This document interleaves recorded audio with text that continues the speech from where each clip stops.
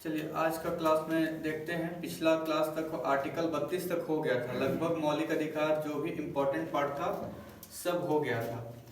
आज चर्चा करेंगे जो बताया था कि मौलिक अधिकार से संबंधित जितना विवाद हुआ है वो, और जो बचा हुआ 3 आर्टिकल है 33, 34 और 35 क्या कहता है उसके बारे में बताएंगे। ठीक है, तो मोस्टली वो पूछता नहीं है, छोटा मोटा एग्जाम तो नहीं पूछता, लेकिन कमीशन पूछ देता है, जैसे बीपीएससी, जेपीएससी, यूपीएससी, ये सब पूछ देता है। और जानना भी जरूरी है, क्योंकि 32 तक जाना है तो 3 क्यों छोड़ेंगे, सिंपल सी चीज है। तो आप लोग देखिए, सबसे पहले सारा डिफिनेशन मूल अधिकार के हम पिछले क्लास में हो गया था। जिसको अगर यूट्यूब वाले को अगर देखना हो तो पिछली क्लास में देख लीजिएगा कि मूल अधिकार किसको कहते हैं, कितना तरह का होता है, सब बताया हुआ है। ठीक है, तो आज हम ज्यादा वक्त न लेते हुए स्टार्ट करते हैं। ठीक है, अनुच्छेद 33 से स्टार्ट करते हैं। देखिए बहुत टफ नहीं है, बहुत आसान तरीका है समझने का। 33, 34, 35 यहां समझिए। पहले देखिए क्या लिखा हुआ है, संसद को अधिकार मिला है। ठीक है, 33 में संसद को एक विशेष तरह का अधिकार मिला। कैसा अधिकार, तो जानिए, संसद को अधिकार दिया गया है कि जो भी देश के लिए रक्षा का काम कर रहा है, रक्षा से जुड़ा हुआ है, समझे, रक्षा से कौन कौन जुड़ा हुआ है, डिफेंस, पुलिस, आर्मी, ये सब जुड़े हुए हैं। एयरफोर्स, नेवी, जितना तरह का आर्मी, तीनों तरह का आर्मी हो गया। ये जो रोड एजेंट होता है, ये सब हो गया। तो ये सब जो हो गया, उनके बारे में कहा है कि इनका विशेष परिस्थिति में मौलिक अधिकार को सीमित किया जा सकता है, मतलब कम किया जा सकता है। समझे, क्या कहा गया है कि जो भी डिफेंस से जुड़ा हुआ है, देश के लिए रक्षा की व्यवस्था से जुड़ा हुआ है, उसका मौलिक अधिकार को कम किया जा सकता है, सीमित किया जा सकता है। किसके द्वारा, संसद के द्वारा। पूछेगा काहे कम किया जा सकता है, क्वेश्चन ये आप लोग के मन में उठेगा, क्यों कम किया जा सकता है, वो भी तो नागरिक ही है, उसके बाद ना अधिकारी है। तो देखिए, इसलिए कम किया जा सकता है, देश की सेना है, अचानक से उतर जाएगा सड़क पे कि मेरी मांगे पूरी करो, मेरी मांगे पूरी करो। हमको देश में युद्ध चल रहा है, वो कह रहा है कि मेरा ब्याह है परसों, हमको छुट्टी दीजिए ना, नहीं दीजिएगा तो हम ये करेंगे वो करेंगे। तो उस विशेष स्थिति में उसको छुट्टी नहीं दिया जा सकता। उसका मौलिक अधिकार के हनन हो तो हो, लेकिन उस स्थिति में उसको छुट्टी नहीं दिया जा सकता। आप लोग सुने होंगे कि जैसे ही युद्ध कहीं हो गया या बहुत बड़ा विद्रोह हो गया, तो उस स्थिति में सबका छुट्टी कैंसिल कर दिया जाता है। सबका छुट्टी क्या कर दिया जाता है, कैंसिल कर दिया जाता है। उस स्थिति में आपको जाना ही जाना अनिवार्य है। तो वैसा अगर विशेष परिस्थिति में क्या किया जाता है, मौलिक अधिकार को कम कर दिया जाता है। देखिए, रक्षा एवं सुरक्षा कर्मियों के मौलिक अधिकार को कम करने की शक्ति संसद को प्राप्त है। कब कब करेगा, जैसे आप लोग एयरफोर्स में जॉब कीजिएगा, कहीं भी किसी को भी जॉब कीजिएगा, तो कोई आर्मी बन गए, कोई डिफेंस में चल गए, कोई एनडीए में के थ्रू चल गए, और देश में युद्ध छिड़ गया, आप छुट्टी लिए हुए तो सारा छुट्टी कैंसिल। या कुछ और मौलिक अधिकार को ये मतलब नियम बनाना है परमानेंट कम करने के लिए उन लोग को, कि आप जब तक पोस्ट पे हैं सुरक्षा की दृष्टि से, तब तक के आपका वो अधिकार कम होता है। जैसे अभी आर्मी लोग का है ना, आर्मी लोग का है कि लोग का 2 महीना 3 महीना का एक ही बार छुट्टी मिलता है, बाकी छुट्टी नहीं मिलता है जल्दी। तो ऐसा कुछ भी नियम बनाना हो तो बना सकती है कौन, संसद। कितना में, 33 में।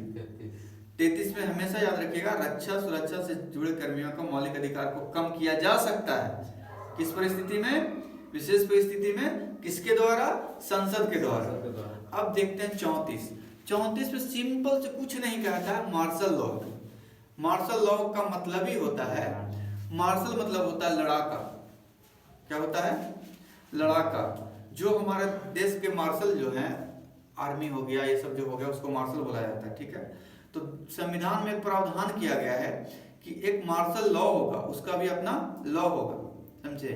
तो जैसे विशेष परिस्थिति में इसको मार्शल लॉ संसद लगा सकता है। जैसे देश में बहुत अंदरूनी, जैसे नेपाल में भी हुआ, स्थिति काबू से बाहर चल गया, ठीक है, या कहीं भी बहुत ज्यादा विद्रोह हो गया, राष्ट्रीय खतरा आ गया, तो उस सिचुएशन में क्या करेगा सरकार, एकदम लोग अब जहां उपद्रवित हो जाएंगे, एकदम कंट्रोल से बाहर सिचुएशन आएगा, तो वहां क्या लगा देता है, मार्शल लगा देता है। मार्शल लॉ ऐसा लॉ है कि उसको संविधान से संरक्षित मिलता है कि मार्शल लॉ के समय जो भी अधिकारी जो डिसीजन लिया है उस पर पुनः कार्रवाई नहीं होगा, उसको संरक्षित किया जाता है। मान लीजिए कि आप गया जिला में हैं, ठीक है, गया जिला के जिलाधिकारी जो है, डिस्ट्रिक्ट मजिस्ट्रेट जिसको कहते हैं, मार्शल लॉ लगने पे मार्शल लॉ का जो भी अधिकारी रहेगा उनके निर्देश पे डीएम काम करेंगे, ना कि डीएम के निर्देश पे वो लोग। ये होता है मार्शल लॉ, समझ गए।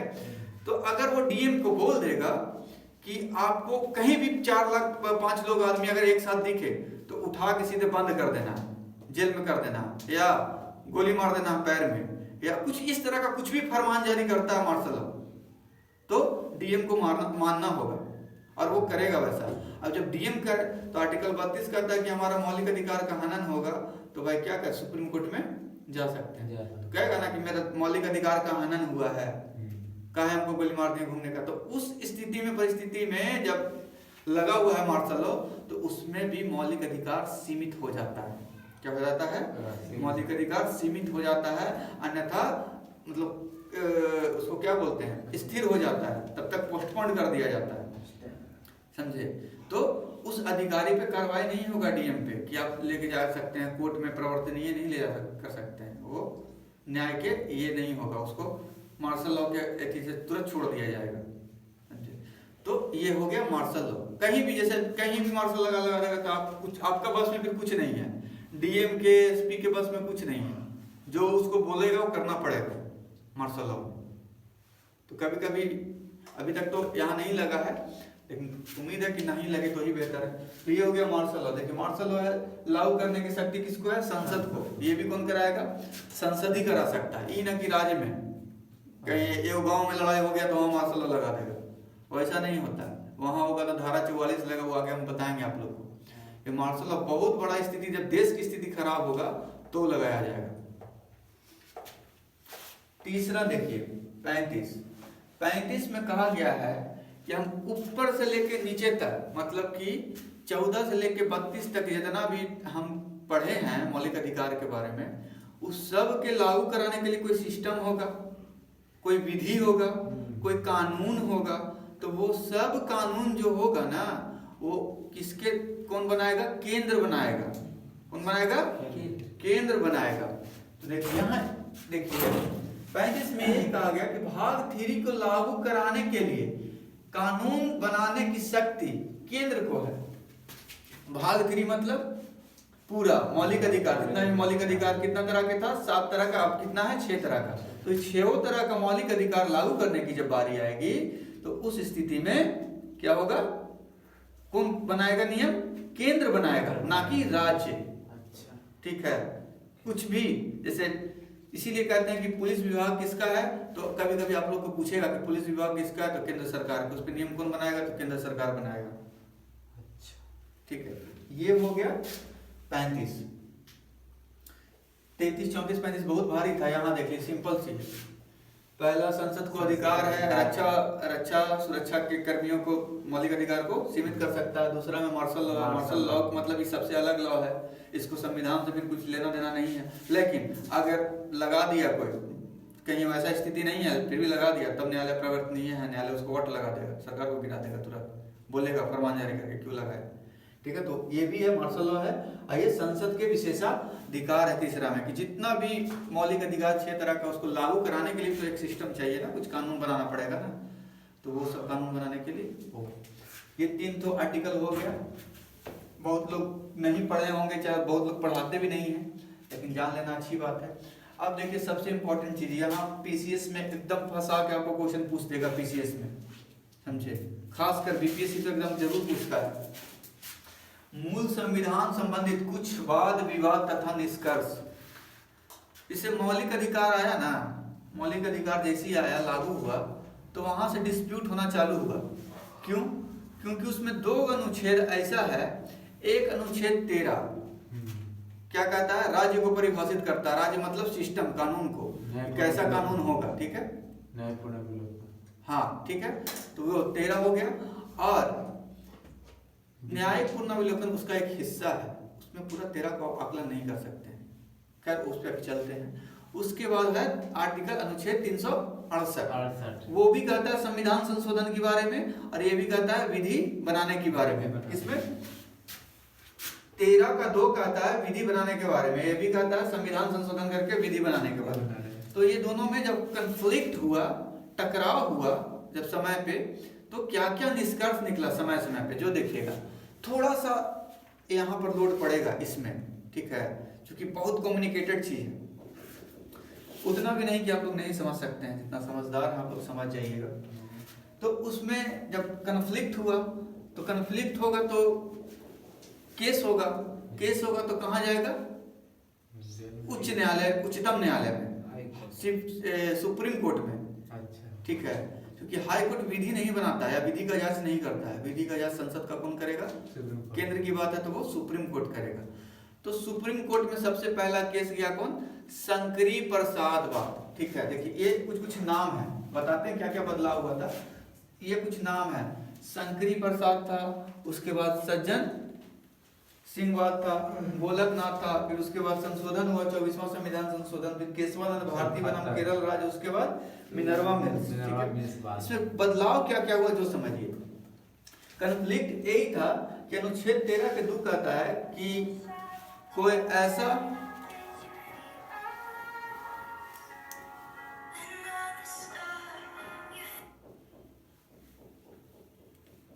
सॉरी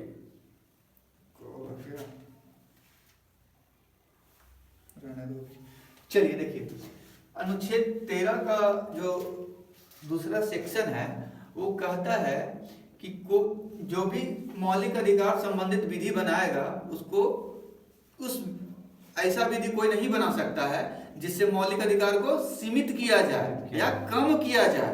अच्छा, ये कहता है कि वैसा कोई भी आप संविधान संशोधन नहीं कर सकते हैं, मतलब नियम में छेड़छाड़ नहीं कर सकते हैं जिससे क्या हो, मौलिक अधिकार कम हो, छोटा हो या उसको छोटा किया जा सकता है, ठीक है। लेकिन वही 368 कहता है कि संविधान संशोधन का प्रावधान दिया गया कि संविधान में किसी भी तरह का संशोधन किया जा सकता है, किसी भी तरह का संशोधन। तो कन्फ्लिक्ट हुआ ना, ये कह रहा है कि मौलिक अधिकार में छेड़छाड़ नहीं कर सकते हैं, कमी नहीं कर सकते हैं, ये कह रहा है कि नहीं कुछ भी बदल सकते हैं। तो कन्फ्लिक्ट हुआ तो संविधान के बारे में दोनों पक्ष विपक्ष गया, तो उसमें सुप्रीम कोर्ट का जो समय समय पे उच्चतम न्यायालय का क्या आया, निष्कर्ष निकला, कुछ कुछ निष्कर्ष निकाल के दिया, सत्यापित किया और परिभाषित किया संविधान को और विधि को कि विधि है क्या समय समय पे। तो वही निष्कर्ष देखेंगे। सबसे पहला शंकरी प्रसाद, शंकरी प्रसाद में गया केस में, तो कोर्ट बोला, दो पक्ष में बोला, पहला बोला अनुच्छेद 313(2) को क्या बोला कि 13.2 है, 13 का जो 20 सेक्शन है जो कहता है कि विधि बनाने की प्रक्रिया, बताया था ना कि राज्य ऐसा विधि बनाएगा जिससे मौलिक अधिकार को कम नहीं किया जा सकता है। तो कहा कि अनुच्छेद 13 के जो 2 है ना, उस सामान्य विधि इसको कह दिया कि सामान्य विधि है, इसलिए इसको ज्यादा सीरियस लेने की जरूरत नहीं है। और ये जो विशेष विधि है, मतलब ये बड़ा है, तो आप संविधान संशोधन कर सकते हैं, किसी भी तरह के संविधान संशोधन कर सकते हैं, ठीक है, किसी भी तरह के संविधान संशोधन कर सकते हैं, नकारात्मक हो सकता है। ये क्या कर दिया, सरकार के पक्ष में चल गया। क्योंकि होता क्या था ना, पहले थोड़ा सा समझ लीजिएगा, यहाँ पर आप लोग का टाइम लेंगे, कि जब हमारा संविधान बन के लागू हो गया तो हम आप लोग को बताए थे कि समय समय पे सरकार को चीज़ों की आवश्यकता पड़ी, जैसे जमीन की, इस चीज़ का, उस चीज़ का, या बहुत जगह कन्फ्लिक्ट आया, तो धीरे धीरे उसको क्या होगा, दिक्कत होगा सरकार को, क्योंकि बहुत सारा राजा कहेगा कि हम अपना जमीन नहीं देंगे, चाहे हम संपत्ति नहीं देंगे, चाहे हम नौकरी नहीं करेंगे, किसी तरह का कन्फ्लिक्ट आया, तो वहां पे देश के लिए संविधान बचाने की कुछ तो करना पड़ेगा ना। तो इसी के लिए सरकार को बहुत तरह का प्रॉब्लम होता था, तो प्रॉब्लम होता था। अब कुछ जमीन ले लिया था, कोई जमीन के मामला में चले गया सुप्रीम कोर्ट में कि मेरा मौलिक अधिकार है, हनन हो रहा है, छीन रहा है, संपत्ति हमको रखने का अधिकार नहीं है, क्या छीन रहा है, तो वो गया। तो वहां सबसे पहले संविधान के साथ साथ देश के हित भी देखना है ना, कि देश के हित में क्या है, तो वहां देख के उसको परिभाषित किया गया। तो इसमें यही कहा गया कि ये जो मौलिक अधिकार वाला जो है ना 13.2 अनुच्छेद, वो कहता है कि ये सामान्य विधि है। सामान्य विधि मतलब सिर्फ और सिर्फ एक चीज से रिलेटेड है, बोले तो सिर्फ मौलिक अधिकार से रिलेटेड है, समझे। लेकिन ये जो है पूरा संविधान पे लागू है, किसी भी तरह का परिवर्तन कर सकता है, समझे। अब दूसरा देखिए, दूसरा है सज्जन सिंह बाल, दूसरा क्या है? सज्जन सिंहवाद। अब इसके बाद ई में तो आया नहीं, इसका कुछ दिन के लिए सरकार ये हो गया, शांत हो गया। अब दूसरा है सज्जन सिंहवाद 1964 में, पहला 51 में, दूसरा 64 में, फिर 67 में, 71 में, 73 में, ऐसे आते गया। उसके बाद 80 में तो सज्जन सिंह वाला आता है केस, ये भी आए, ये भी सुप्रीम कोर्ट में केस गया सज्जन सिंह वाला। तो इसमें भी कहा गया कि देखिए आप लोग काहे परेशान कर रहे हैं, सिंपल चीज तो है, ये खाली 13.2 है जो कह रहा है कि भाई सिर्फ मौलिक अधिकार को ना कम किया जा सकता है, ठीक है। तो समान है, सिर्फ एक चीज का बात कर रहा है, मौलिक अधिकार का, लेकिन ये तो पूरा कह रहा है ना, पूरा संवैधानिक विधि के बारे में कह रहा है, मतलब पूरा संविधान में जितना तरह का नियम कानून सबके बारे में कह रहा है। सेम डिफिनेशन ऑलमोस्ट दे दिया। यहाँ भी कहा कि सरकार चाहे तो जो मन हुआ जो भी संवैधानिक बदलाव कर सकता है या ये संशोधन कर सकता है, मौलिक अधिकार संशोधन कर सकता है। जितना बात हो रहा है किसी के लिए हो रहा है, मौलिक अधिकार संबंधित संविधान संशोधन के लिए हो रहा है, जो भी लड़ाई हो रहा है।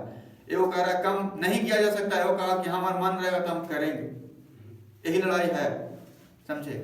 तो इन दोनों में कहा कि नहीं, दोनों में कर सकते हैं, ठीक है, जो मन चाहे परिवर्तन अगर कर सकते हैं। दोनों का परिभाषित यही हुआ। अब 51 में 64 में कोई दिक्कत नहीं हुआ। अब गया गोलकनाथ बनाम पंजाब राज, ये केस गया 67 में। कब? 67 में, 1967 में। ई जब जाता है तो इसमें बहुत सारी चीजें, कुछ चीज बदलाव कर देता है, निकल के आता है। इसमें कहा जाता है कि नहीं, गलत बात है, पूरा संविधान बना हुआ है मौलिक अधिकार से रिलेटेड। जब अधिकार ही नहीं रहेगा तो संविधान किस काम के? तो मौलिक अधिकार में जो विधि है वो समान नहीं है। समान मतलब सब विधि के बराबर भी ये भी विधि है। तो जैसे सब नहीं कर सकते हैं, ऐसे इसको भी छेड़छाड़ नहीं कर सकते हैं। मतलब मौलिक अधिकार संबंधित संशोधन में छेड़छाड़ नहीं कर सकते हैं, इसको आप नहीं हटा सकते हैं, समझे। तो यहाँ पे क्या कर दिया गया, इसको यहाँ पॉजिटिव मिला, इसको बदलाव नहीं कर सकते हैं। किसको?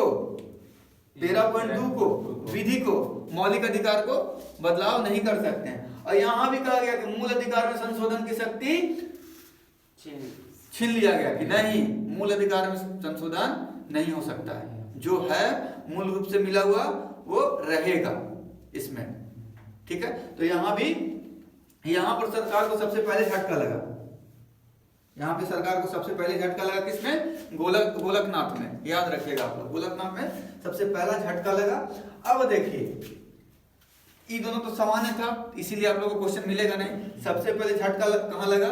मूल अधिकार संशोधन शक्ति, ठीक है, गोलकनाथ वाला में, ठीक है, 67 में। अब इसी के बाद क्या करता है, जब यहाँ पर बोला था, अब तो सरकार को यहाँ दिक्कत हो गया कि सरकार प्रतिबंधित हो गया कि मौलिक अधिकार में छेड़छाड़ कर ही नहीं सकते हैं, संशोधन कर ही नहीं सकते हैं। तब यहाँ सरकार सोचा कि अब क्या करें, तो ऐसा करते हैं फिर से वो संशोधन कर दो, मौलिक अधिकार से रिलेटेड नहीं, संविधान से रिलेटेड। तो फिर यहाँ संशोधन कर दिया वो, देखो यहाँ संशोधन करके क्या किया, 24वां संविधान संशोधन। यहाँ संशोधन करके क्या किया कि एक और आर्टिकल जोड़ दिया, 13.2 के जगह 13.4 जोड़ दिया। मतलब 13 के क्लॉज 4 में जोड़ के कहा गया कि 13.2 जो है ना, मतलब 13 के जो दूसरा क्लॉज है उस संविधान के 368 से अलग है। इसमें कहा गया कि दोनों बराबर है, ये क्या है, दोनों एक ही है, क्योंकि सब कुछ मौलिक अधिकार से जुड़ा हुआ है। तो संविधान संशोधन ये भी नहीं होगा, जब ई कम नहीं होगा तो ये भी कम नहीं होगा, ठीक है। यहाँ क्या कह दिया गया 13.4 में कि नहीं बाबू, दोनों अलग अलग है। सरकार का, कौन का, सुप्रीम कोर्ट नहीं कह रहा है, सरकार कह रहा है कि संशोधन करके को बिल ले आया संविधान संशोधन का कि अनुच्छेद जो 13 का क्लॉज 2 है उससे बिल्कुल अलग है। कौन? 368, ठीक है। इसीलिए हम 13.4 लेके आए हैं। इसमें आर्टिकल जोड़ा गया, पूछता है कि अनुच्छेद 13.4 क्लॉज कब जोड़ा गया, कौन केस में, कौन सा संविधान संशोधन के तहत जोड़ा गया, तो 24वां याद रखिएगा।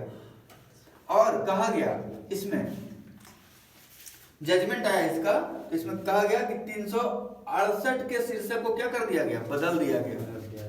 मतलब कहा गया शीर्षक मतलब जो उसका, हाँ, शीर्षक का मतलब होता है एक तरह का परिभाषा, ठीक है, उसको परिभाषा के बदल दिया और कहा गया कि संसदीय शक्ति की जो प्रक्रिया है ना वो सब जोड़ा गया कि संसदीय शक्ति जहां पर कम होगा वहां पे या फिर संसदीय प्रक्रिया, ये दोनों को क्या कर दिया गया, संवैधानिक प्रक्रिया, उसको नया शब्द जोड़ा गया और उसके तहत कुछ बदलाव किया जा सकता है जो कहा गया, समझे। और उसके तहत क्या हुआ, 13.4 जोड़ा गया और इसमें एक से और मैंडेटरी कर दिया गया कि ये तो कर ही सकते हैं, लेकिन अब कोई भी संविधान संशोधन कीजिएगा तो उससे पहले राष्ट्रपति की अनुमति जरूरी होगा, राष्ट्रपति का अनुमति जरूरी होगा। तो ये हो गया 24वां संविधान संशोधन, पूछता है कभी कभी, समझे। अब देखिए केशवानंद, ये सबसे ज्यादा इंपॉर्टेंट आप लोग के लिए, केशवानंद भारती बनाम केरल राज्य, ये ऐसा है, केशवानंद भारती बनाम केरल राज्य इंपॉर्टेंट है। इसी में सबसे पहले संविधान के मूल ढांचा का परिभाषा मिला, क्या मिला, संविधान लिखे है ना 300, हाँ यह सब संशोधन को मान्यता मिला। इसमें कहा गया कि हाँ संशोधन किया जा सकता है, संशोधन किया जा सकता है, ठीक है। और संविधान के मूलभूत, ठीक है, मूलभूत या आधारभूत ढांचा का परिभाषा मिला कि इसके साथ छेड़छाड़ नहीं कर सकते हैं। मतलब जो मूल ढांचा है ना, जैसे मूल ढांचा जो संविधान में क्या प्रस्तावना में लिखा गया था, सामाजिक, आर्थिक, चाहे धर्मनिरपेक्षता, इस सब के साथ छेड़छाड़ नहीं कर सकते हैं, समझे।